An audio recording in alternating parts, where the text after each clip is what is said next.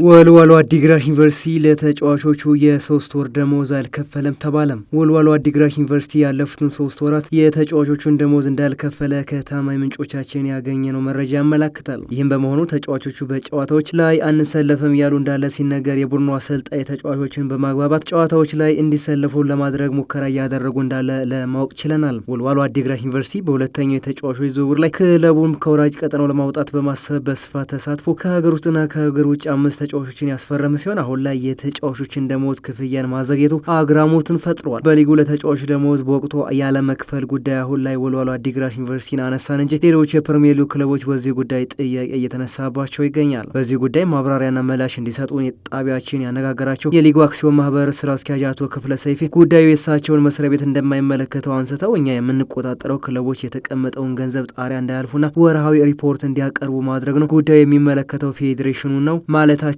ከዚህ በፊት መዘገባችን የሚታወስ ነው። ፌዴሬሽኑ በበኩሉ እንደዚህ አይነት ጥያቄ ያላቸው ተጫዋቾች ደሞዝ አልተከፈለንም ብለው ካመለከቱ ጉዳያቸው እንደሚታይላቸው ገልጿል። አዲስ የወጣ የሊጉ አክሲዮን ማህበር ህግ ለክለቦች እንጂ ለተጫዋቾች የህግ ከለላ አይሰጥም በሚል በተጫዋቾች ጥያቄ እየተነሳበት ይገኛል።